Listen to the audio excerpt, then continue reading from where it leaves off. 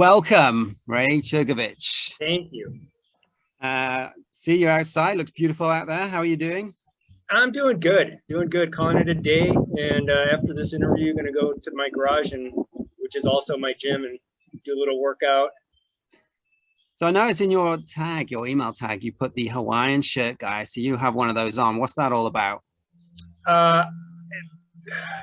Gemini Adventure. Back in the day, I always race in Hawaiian shirts. And Reed, who is the race director, kind of Hawaiian shirt Ray, because I always show up to all his races in Hawaiian shirts. And then I became affectionately known in the Colorado as Hawaiian shirt Ray. So if I don't show up to a race in a Hawaiian shirt, people are disappointed. Well, that is a nice Hawaiian shirt, and I hope to see you at Ode in a Hawaiian shirt, right? Yes. I mean, you're going to be, yes. Right? No. So the first question here, and I didn't see this. You haven't run Ode before, have you? I've not done a last man standing event, so this will be my first. So why did this catch your attention? This one? Your audio went out. Okay, why did this catch your attention? This backyard in particular? One is I've never raced in Michigan, so I was just seeing what kind of races there were in Michigan, and this just was like the perfect. I was seeing what races in Michigan are there in July, and I saw this, and I was like, well, this could be a stupid endeavor before Leadville, but it sounds like it will be fun. How long is Leadville after this? About a month, so I should be okay. Plenty of time to recover. That's fine, right? Breaking up a little bit, so typical. So you've never done a backyard race before. How have you been training for this, or compared to your usual races? How has this changed? How's your training changed? Training's changed more because I got more serious about doing a good time in Leadville versus just doing what I normally do and just gut it out and finish it. So I've been incorporating a lot more weightlifting and a lot more core exercising, and I could tell it's definitely helping with my fitness, where the people I normally go trail running with on the weekends, that they're waiting for me, now I'm waiting for them. So I could definitely, it feels good that I got some definitely better fitness this year. So especially doing a lot of more leg workouts. Yeah, it's amazing how that the core is so important to trail running, right? It's integral. If you don't do that, then you're going to start getting injured and affect everything. So that's good training. What is the best piece of advice you've heard about backyard ultra racing? Conserve your energy. I've been watching backyard races for quite a few years, and just kind of seeing that. I always thought the great strategy would be like, oh, I see these people coming in and they get 20 minutes to rest because they're going fast. And then you look later on and none of those people are still in the race. It's the people who come in and just get a couple minutes to refuel and go out for their next lap. Those are the people that are at the end of the race. So just kind of conserve your energy, go slow and steady, and don't do anything stupid in the beginning. Yeah. It's it's just such a nice equalizer, and at the end of the day, it's not just a gender equalizer, it's a speed equalizer. And really anybody can win this if they've got the will, right? That's what I like.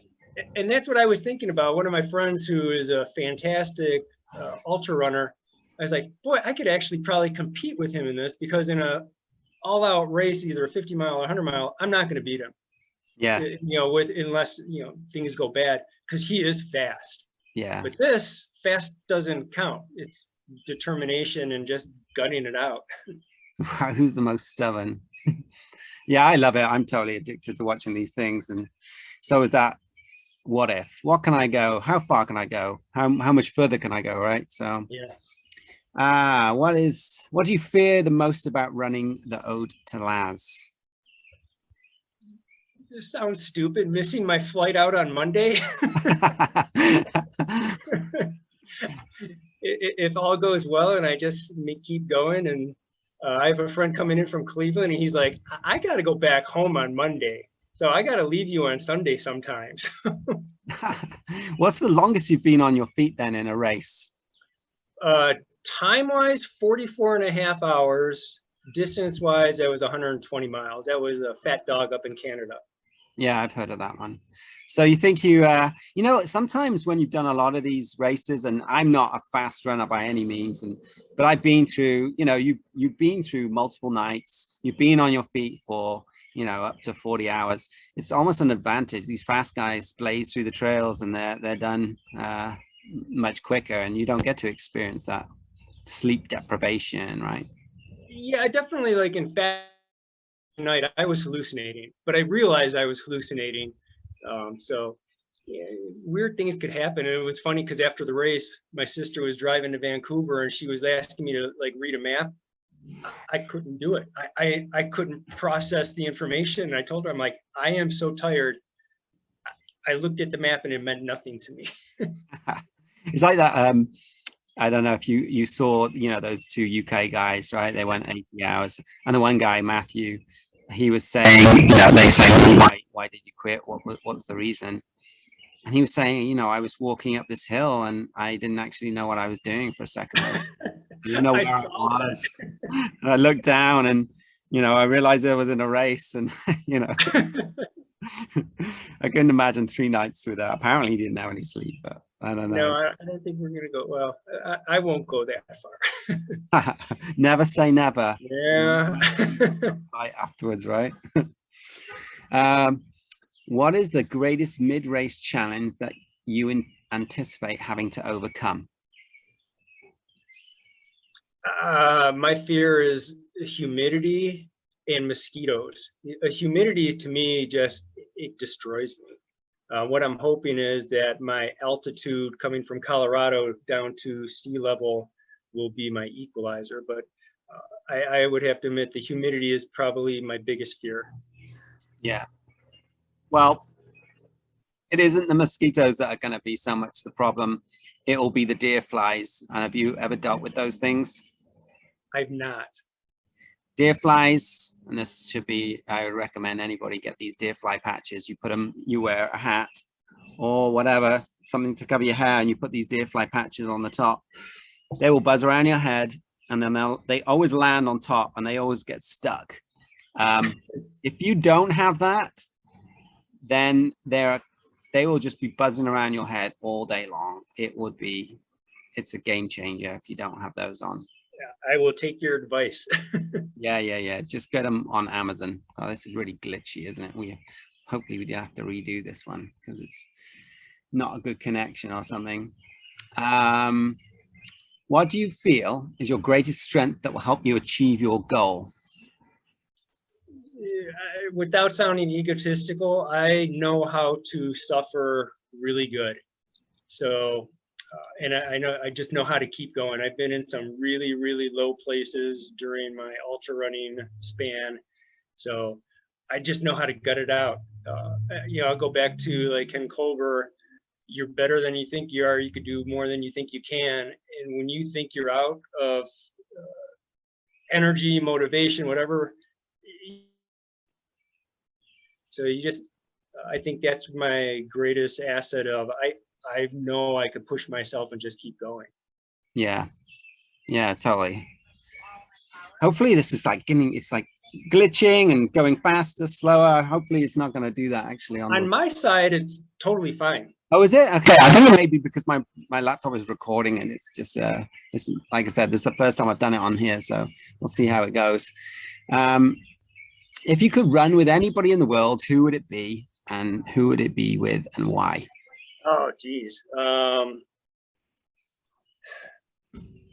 You know, it's gonna sound cliche-ish, but it would be nice to be able to run with my dad. He was not a runner. He was definitely a smoker. I don't know how I turned into the athlete I am with the household I grew up in. Maybe I was just always anti-smoker, anti-fighting it, but just for him to see where I came from, I was never a runner. And when I was trying out for my first triathlon, or training for my first triathlon, not knowing what I was doing, my dad gave me some really good words of encouragement, and it would just be great for him to be able to see where I'm at now even my friends joke, they're like, we would have never been able to make up a story about you running, because I used to be a mountain biker and a cyclist, and I really thought running was stupid.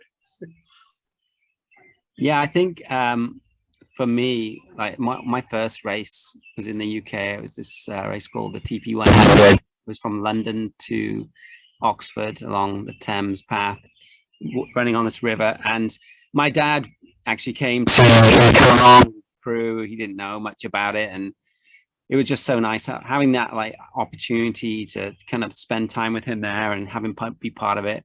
And at the halfway point, he's like, "Oh, you know, it was getting into that. He's like, are you ready to pack it in yet?" I'm like, "No, like we're not gonna go to sleep. You know, we're gonna continue this."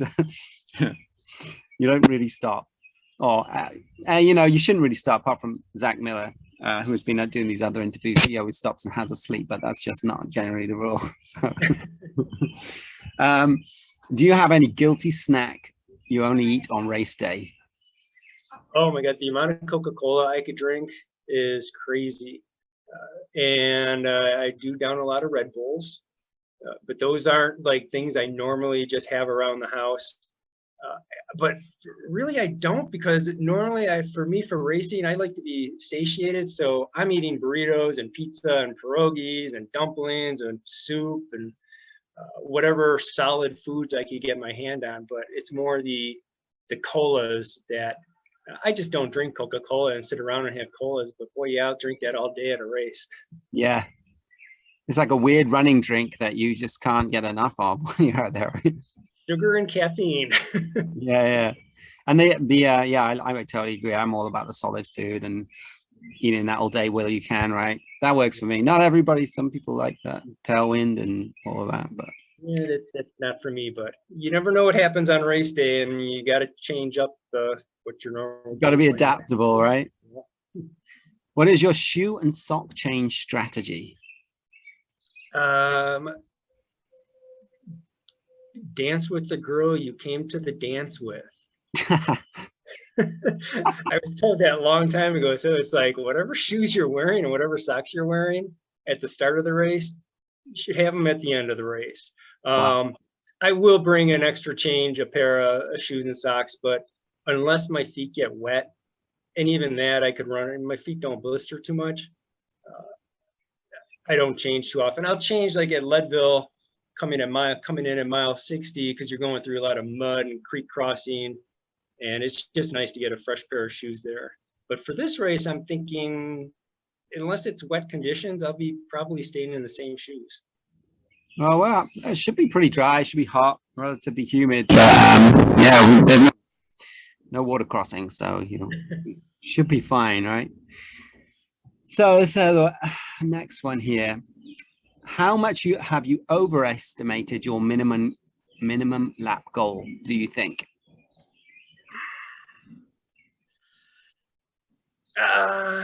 I think I could get 100 miles in easy, with air quote easy. I'm going to be doing Bighorn 100 3 weeks prior to this. Yeah. So I'm hoping that I still be okay for this. I think I should be able to come Sunday morning, 9 o'clock, be at the starting line. The stretch goal of 130, that's suffering at that point. You know what? I think, you know, the research says it's like 40% on this course, but I'm going to believe that you've got this nailed in. You seem like you got a lot of experience with this. So I'm going to, plus you've done Leadville and all that. I'm going to trust your 100. I think you know. Sure. It is a different format though, that's for sure. Yeah, I mean, yeah, that's the thing, is you never know. This is going to be something new, and just trying to stay at a steady pace the entire race, it will be interesting. I think you'll find it's, I mean, I've not actually done one because I'm always supporting or crewing my wife, Sarah.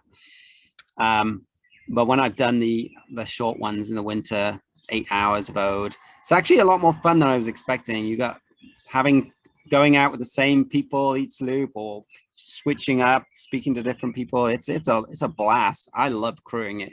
It's really fun. So. And you know, I did this race called 3 Days of Silamo in Arkansas, and that's the thing, is like by the time we got to the third day, everyone knew each other, and it was so much fun. Where that's what I'm hoping, that like once the participants start dwindling, you're going to start to become friends with the people that are still going out every lap, and it's going to be this camaraderie, because I don't think anyone's help each other and push each other, and I just, at least that's how I'm picturing it, and just have a good time. So I'm looking forward to it. I think the main danger with this one is that all the runners see how much fun the crew are having, and they're going to want to stop because of that. All right, I got some lightning round questions I have to ask. Okay. What's your favorite band? Led Zeppelin. I'm aging myself. Yeah. Favorite ice cream? Coffee chocolate chip.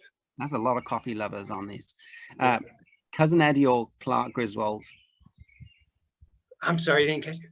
What are you Cousin Eddie or Clark Griswold? I don't know who Cousin Eddie is, so I'm going to have to go with the Griswold. I have no idea who either of those people are, so I still haven't looked it up. I was going. One is from the Chevy Chase movies. Oh, okay. No. The Griswold. I'll check it out. Chatty or not chatty during the race? I'm thinking in this race, chatty. I think that's a good strategy. Swedish Fish or Sour Patch Kids? I've never had Sour Patch Kids, so I'm going to have to go with the Swedish Fish. I'm on board with you. I like Swedish Fish. They're really good. Well done, medium or rare? Medium rare. Porta-John or bushes? I'm as long as I'm not exposing myself, I'm fine with the bushes. After a while, you're not going to care really if you're exposed. No. Favorite donut? Maple glazed. Maple glaze. Okay. Mr. Kipling, apple pie or blackberry and apple? Apple pie. There we go. See, we have a little joke, Tad and I. He was Debbie or Mr. Kipling, but it was really, nobody knows who Mr. Kipling is, so I'm taking up interviews now and not giving them a choice. All right, well that's all we got. That's all the questions, and I really appreciate you taking the time to hang out with me this afternoon and answer some of my questions, and I look forward to seeing you in July. I'm looking forward to it. This is going to be fun. Definitely. All right, and let's share a beer. Hi. All right. Okay, take care. You too. Bye.